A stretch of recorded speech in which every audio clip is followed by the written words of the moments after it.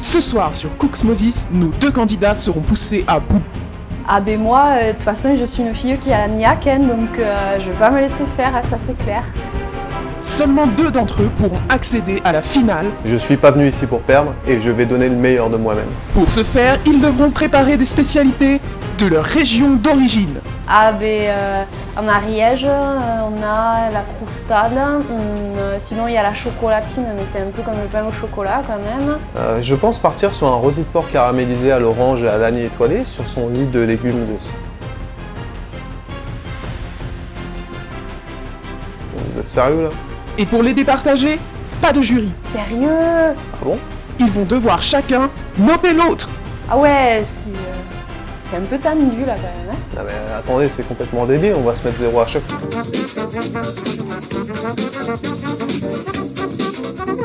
Overcooked est un jeu de cuisine. Non mais tu vas pas faire cet accent de merde pendant toute la vidéo quand même. T'as raison. Overcooked est un jeu de cuisine bordélique sorti le 3 août 2016 sur PS4 et Steam. Mais attention, on n'est pas là pour rigoler. La cuisine c'est du sérieux et il s'agira de votre dernier atout pour sauver le monde. À peine la partie lancée, on vous fait comprendre que c'est la merde. La fin du royaume oignon est proche, la bête s'est réveillée et elle a faim. C'est pas une métaphore, hein, elle a vraiment faim et il va falloir lui faire à bouffer. Mais malgré toute votre bonne volonté, vous n'arriverez pas à la rassasier, ce qui la rend un peu de mauvais poil. Le roi tente alors le tout pour le tout. Tel un docteur, il ouvre une faille temporelle pour repartir en 1995, soit quelques années avant l'apparition de la bête, afin que vous puissiez perfectionner votre art culinaire. Et si on dit vous, c'est pas par politesse, hein, mais parce que vous serez au minimum 2 en cuisine. En coop! Bon, vous l'avez compris, c'est ni une simulation, ni un jeu qui se prend vraiment au sérieux. Parce que mine de rien, des jeux de cuisine, bah il y en a eu pas mal en fait. Hein. Pas mal. Et sur 10? Pas mal sur 10. Vous devez vous en douter, l'idée de placer des joueurs derrière des fourneaux virtuels ne date pas d'hier, et il faut remonter en 1982, soit 3 ans avant le départ de Marty, pour voir débarquer le premier jeu de cuisine sur borne d'arcade, Burger Time. Dans celui-ci, vous incarnez un chef cuistot devant cuisiner quelques burgers pour finir le niveau. Bon, alors cuisiner ici, ça consiste à marcher sur les ingrédients pour les empiler en bas de l'écran tout en évitant les méchants. À savoir Mr. Hot Dog, Mr. Egg et Mr. Pickles. Bon alors sérieux, quand j'ai lu ça, ça m'a foutu le seum. D'où tu mets pas de cornichons dans ton putain de burger. Toujours dans les jeux de cuisine old school, on pourrait citer Cookies, qui est une sorte de shoot 'em up où vous tirez sur les ingrédients, ou encore Tapper, qui vous invite à servir des bières à des soifards. Mais il faut attendre Pressure Cooker en 1983 pour avoir le premier vrai jeu de cuisine. Dans celui-ci, vous préparez des burgers en choisissant les bons ingrédients en fonction des commandes de vos clients. Ingrédients qui vous sautent à la gueule. Après ça, c'est un peu la traversée du désert niveau jeu de Boostify. Il y a bien eu quelques tentatives avec Burger Burger sur PlayStation en 1997, mais c'est sorti uniquement au Japon. On comprend pas les obsessions avec le burger. Ou encore My Disney Kitchen en 2002, toujours sur PlayStation. Mais il faut attendre 2006 pour que la cuisine dans les jeux vidéo revienne sur le devant de la scène avec la désormais incontournable série Cooking Mama. Malgré une mama un poil psychotique, le jeu a astucieusement profité des possibilités tactiles de la DS pour permettre aux joueurs de préparer et cuisiner les différents plats proposés en jeu. Le succès du titre amena une tripotée de suites au fil des années, et d'autres développeurs profitèrent du nouvel engouement pour les jeux de cuisine pour sortir leurs propres jeux. Mais à l'exception du sympathique Order Up sorti en 2008, il s'agissait de clones de Cooking Mama sans réelle saveur. Bon, alors on va passer volontairement sur les watts milliards de titres smartphones qui sont sortis dans la même période et de qualité inégale, et on revient sur Overcooked qui se démarque de ses confrères. Car, contrairement au titre précédent, Overcooked repose essentiellement sur la coop. Et il faut savoir que sa genèse est indirectement liée à Star Fox. Ah bon, t'es sérieux? Oh non putain. Notre histoire commence à Cambridge avec Phil Duncan. Phil a travaillé comme designer chez l'illustre studio Frontier, bien connu aujourd'hui grâce au récent Elite Dangerous, le Space Team aux 400 milliards de systèmes à découvrir.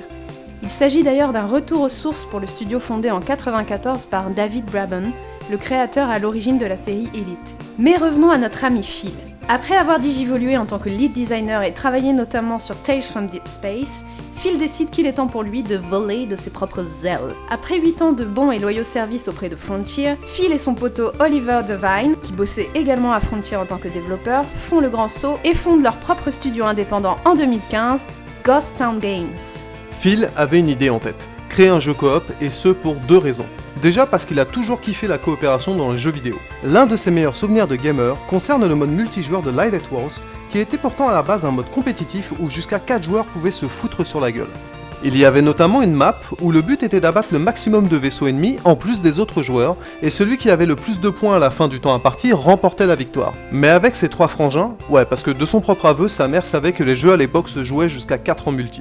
Il s'éclatait plus à essayer d'atteindre le plus haut score combiné, donc sans se foutre sur la tronche. Du coup, quelque part, ils avaient transformé un mode axé compétition à la base en un mode coopération. Donc forcément, le fil et la coop, ils étaient faits pour s'entendre. Hein. La deuxième raison concerne la façon dont la coopération est intégrée dans un jeu, et Phil s'était rendu compte d'une chose au cours de sa vie de gamer, beaucoup de jeux proposant de la coop tombent facilement dans une catégorie qu'il a nommée First to Fun. Il l'a décrit comme la tendance qu'ont les jeux dits coop à privilégier non pas le travail d'équipe, mais plutôt la performance individuelle. Par exemple, à travers le fait de se précipiter sur le prochain ennemi pour être le premier et même le seul à le tuer, de foncer sur la prochaine cache de loot pour être sûr d'être le premier à mettre la main sur de l'équipement intéressant, et plus généralement de permettre au joueur le plus rapide et ou le plus expérimenté de pouvoir phagocyter l'ensemble du fun qu'un niveau peut proposer, au détriment d'un vrai travail d'équipe. Alors après, ça l'a pas empêché de s'éclater sur la plupart des jeux coop du marché. Mais c'est vrai qu'on partage quand même le point de vue du bonhomme sur pas mal de jeux. Le concept d'Overcooked est né du désir de proposer un jeu qui impose aux joueurs de travailler en équipe pour espérer s'en sortir, et où seule la vraie coopération est récompensée, tout en échappant à la malédiction du first to fun. Pour le contexte du jeu, il faut savoir que Phil avait été plongeur dans sa jeunesse. Il a donc vécu cette ambiance de stress constant où il faut travailler ensemble pour servir les clients le plus rapidement possible. Et en se gueulant dessus au passage. I said, I'm not dick face, Yeah, you're Chef. pissed, are you? I'm Not not. as fucking. Look at me in the eyes! Not as pissed as I am! You fucking are! Donkey! Une cuisine lui semblait donc tout indiqué comme environnement pour Overcooked. Le développement du jeu était alors lancé pour de bon, et 1 an et demi de travail acharné, de présentations publiques stressantes mais réussies, et des hectolitres de café plus tard, Overcooked arrivait enfin sur Steam. Du coup, chez Osmosis, on l'attendait évidemment au tournant. Alors cuisiner virtuellement en coop, qu'est-ce que ça donne ? Le principe du jeu est assez simple, il faut servir les plats qui s'affichent en haut de l'écran. Vous récupérez d'abord les ingrédients concernés, vous les préparez, vous foutez le tout à la casserole, puis vous servez une fois que c'est cuit. Contrairement à la plupart des jeux de cuisine récents, toutes ces actions ne se font qu'avec une seule touche et ne nécessitent pas de manipulation particulière. Par exemple, pour couper vos oignons, il vous suffit de les déposer sur la planche à découper, puis de rester appuyé sur la touche d'action pour lancer la découpe, et le tour est joué. La prise en main est immédiate et vous permet donc de servir vos plats le plus simplement et le plus rapidement possible.